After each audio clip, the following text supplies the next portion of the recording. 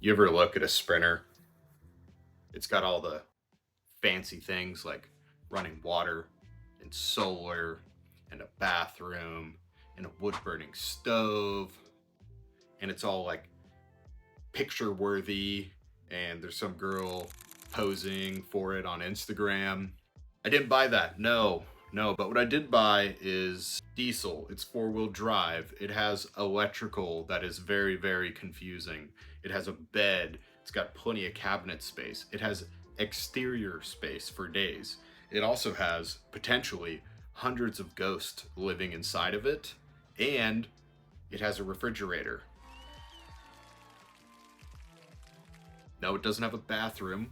Well, it does. It's a 5-gallon bucket with a toilet seat on it, but that's neither here nor there. What I bought is the tank of adventure rigs. It is the M1 Abrams of overlanding or camper vanning, as you would say.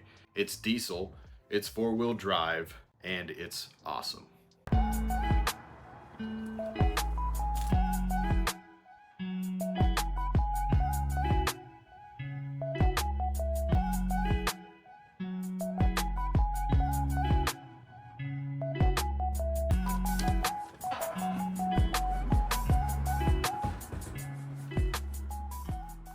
So myself and a buddy of mine drove to Nevada. It's like 4.5 hours for where I am at to go get the ambulance. And I pretended to be just on my deathbed for 24 hours to get this thing. Somehow talked him into doing the same thing. 4 hours to get there. We took about 2 hours looking at this thing. Once everything checked out, I decided, all right, it's time to hit the road. While we were on our way home, I was on the phone with my fiance and I had the maps pulled up. And I look at the maps and it's like, oh, hey, just so you're aware, no big deal or anything, but it's gonna take you 21 hours to get home. That was pretty alarming to me. What ended up happening, there was an accident on the pass, Donner Pass, I think that's what it's called. Basically Highway 80. The road was completely shut down. On top of that, it was snowing. Not a lot, it wasn't a blizzard or anything, but it was enough to cause some incidents. We stuck around for a little bit, kind of just waiting on the off-ramp for the road to open. And I don't know, after 2 hours, we decided we're gonna find another way home. So there's a little road, Highway 89, that kind of runs over the mountain and takes you around Highway 80. We ended up backtracking to get to that road, which was not really the best of decisions. We started going on that road and it really started snowing enough to where the ambulance was in 4 high and sometimes even 4 low. So we just picked up the ambulance. This is what we're having to deal with. I-80's closed, going towards Bay Area. Took a alternate route. Maybe is proven not to be the right decision. Got 4-wheel drive, taking it slow. We're gonna see what happens. At most, we were going about 15 miles an hour. What ended up happening is there was also an accident on that road. Some super intelligent individual decided it would be a great idea to go on that road with 6 inches of snow in a U-Haul towing a vehicle with no chains or 4-wheel drive, and they ended up jackknifing the trailer.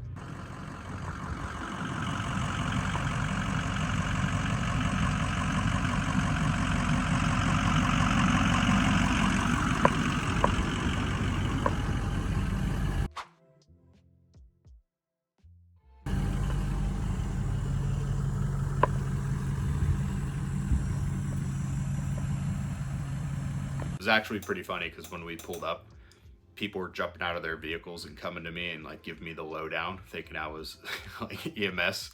Yeah, sir, how's it going, sir? Everything's all right. We got 3 individuals in the U-Haul over there. Everybody's checked out fine. I don't think it took them very long to realize I wasn't a medic. I immediately opened the door, stepped on the step of the ambulance, slipped and fell right on my butt, and then slid down the hill 5 or 6 feet. But after waiting there for, I don't know, an hour, we decided like we'll just go around the crash. My buddy's got a Tacoma with, I don't know, seems like it's got 40s on it. So he went first and I kind of followed, and the van did great. It made it through, really no problems.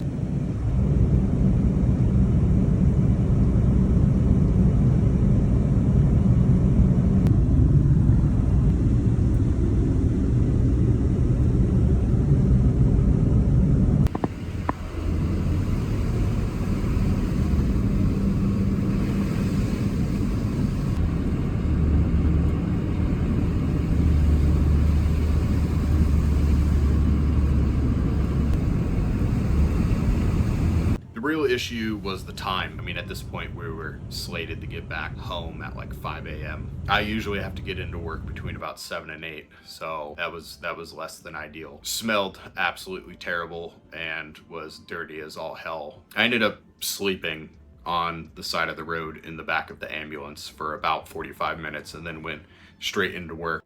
So here we are inside of the ambulance. It's really nothing special in here. We do have a Apple CarPlay unit as well as a microphone, which is nice. Another standout feature is the spotlight, which we will definitely be using. We've got an old school 4-wheel drive selector down here, which is nice. You do have to get outside and engage it, unfortunately. There's a ton of stuff in here, like these old cables that run through this box and this box here. Oh, it's a speaker. So now that I've broken that, we'll just kind of,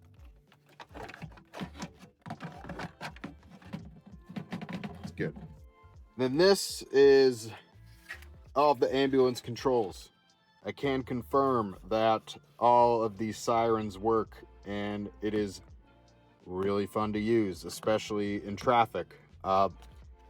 There is a PA. The PA doesn't necessarily work. I haven't figured that out. When you turn this on, you hear the outside, but this microphone 10-4 Johnny here doesn't work. But you can see there's, I don't know if you could read this. I can't read them. Light bar, dome light, left scene, right scene. These are like the really bright lights on the side of these. This is a dump valve here for the airbag suspension, which will hopefully be going away. And the rest, I don't necessarily have any idea on what it does. And there is currently 128,567 miles, which we hope is decent. It's a diesel, right? It is an ambulance, so that means it sat for a while idle, so there's probably a ton of engine hours, and I have no idea how to check that yet, but we'll figure it out. And there really is just a ton of space for things in here. Another electrical box. What is this? I don't know. Something else. Okay, welcome to the inside of the ambulance. As you can see, I am 6'3" and it does not fit me very well. So in the front here, there is an air conditioning unit that only works when the vehicle is on. You have the controls over here. Thermostat, I don't know if this works at all, and that's just the switch guy there. The pass-through is, oh, look at that.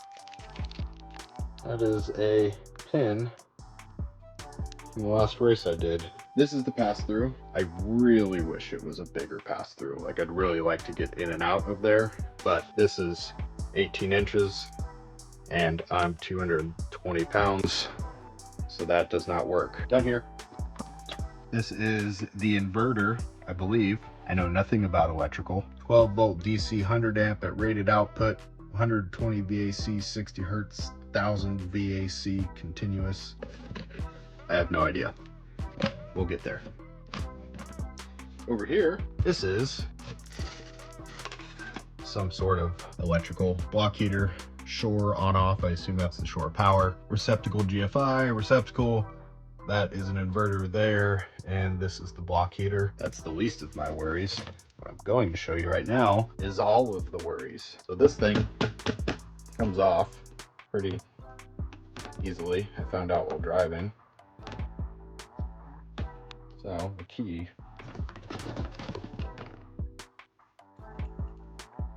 relax. This, my friends, is an absolute cluster, you know what, of something that I think I'm probably gonna have to deal with when separating the power from the cab to the box. I don't know where to start. I've never done this, and everybody else's videos on YouTube, they seem to be Einsteins with electrical and just figure it out. that is not me. I have no idea what any of this does. I don't know where to start, and I'm gonna have to dive in here when it comes time to putting solar and things on the ambulance. The good thing is these are labeled. This says horn, and this says dome high. And this one says motor. There's quite a few people that have done these conversions, and I think they just tore all of this out. I am not trying to do that at all, so hopefully I can use some of my friends to help me figure that out. Okay, over here, this is just storage. This opens up to the outside. Little door there. Currently I'm just keeping like dirt bike fluids, zip ties, anything I'll need while riding. You have a stove in here, and down there is just butane. There's some coffee, table, whatever. I've been keeping the sleeping bag up here for now, which has been working fine, but I'd like to use this space for something else. To the right of that is the door that goes outside. Two doors. There's this door here, and obviously the one in the back. Now the left side. Again, this is just the best. Tons of space up here. Tons of space in here. Currently, I'm kind of just using this spot here for some cooking things. There's pot and towel and things in there. Don't really plan on changing anything with the cabinets. If you come down here, there are the lights for the inside. This is a air compressor. This is a vent that is located right there. This is what, again, I'm assuming is when you're hooked up to shore power. AC controls and all of this. This is just wasted space, really. I mean, when it was an ambulance, I'm sure all of this worked. It's like Kevin Gates though, you know? One phone, two phone. None of these work, by the way. This doesn't work. I've not been able to get any of these things to work in here. Power. And this is just a little door to darkness. It's a exterior, access to exterior storage. This is audio level, but the speakers in here, I've not been able to get those to work. Continuing on, refrigerator. This works when it is plugged in. I've not used it. I've just been using an ice chest. More storage. Again, I mean, these are just super robust. It's awesome. More storage over here. These are the sliding type. And I think, is it down here? Down here. You can pull these open like that. And in here is a IV warmer. Oh, that actually works all the time. I didn't know that. This is obviously going to be coming out. Just storage bins. Down here, more of the same. Open sesame. Right? I think these are adjustable actually, so I can move these up and down, which maybe is necessary. The problem is these are kind of, gotta really give it the old.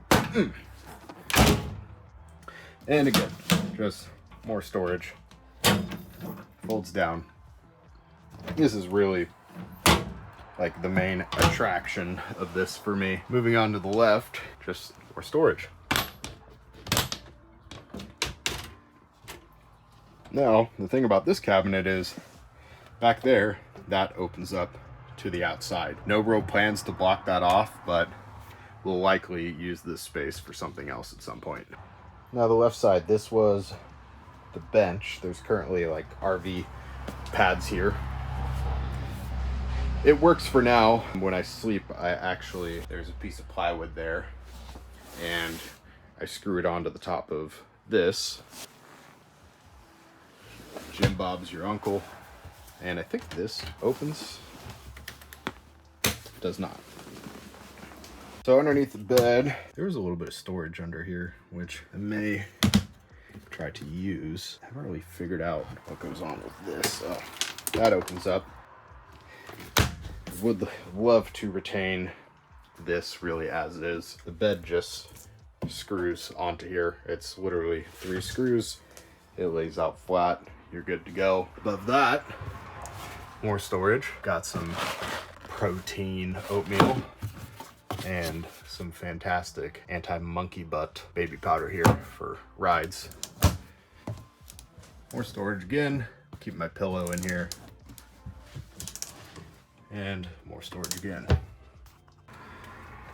Yeah, we've already got some Big Johnny Wranglers on here ready to go. I'm laying down at the top of my driveway. You can see this thing goes. Let's zoom her in here.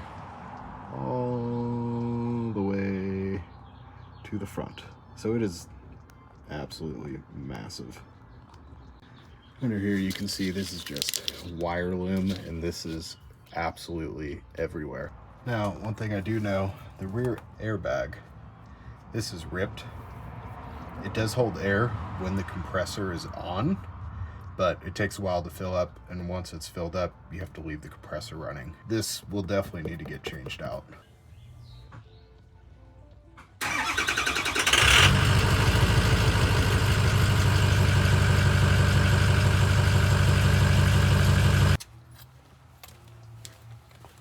That's the quick tour of the ambulance. We're definitely going to be diving into it soon and trying to get an idea of what we want to do to it. Ultimately, I think it's going to take a couple trips in order for us to kind of figure out what we want to do. I mean, I know we want to do the solar and we want to kind of make it our own, and we want to get the ghost out of it and de-ambulancify things, if that's a word. I've already done one trip. I took it on a race a couple weeks ago, which I'm currently editing the video for now. So hopefully that comes out and we can start putting time into this and, of course, money. So we'll keep you guys posted. Thanks for watching.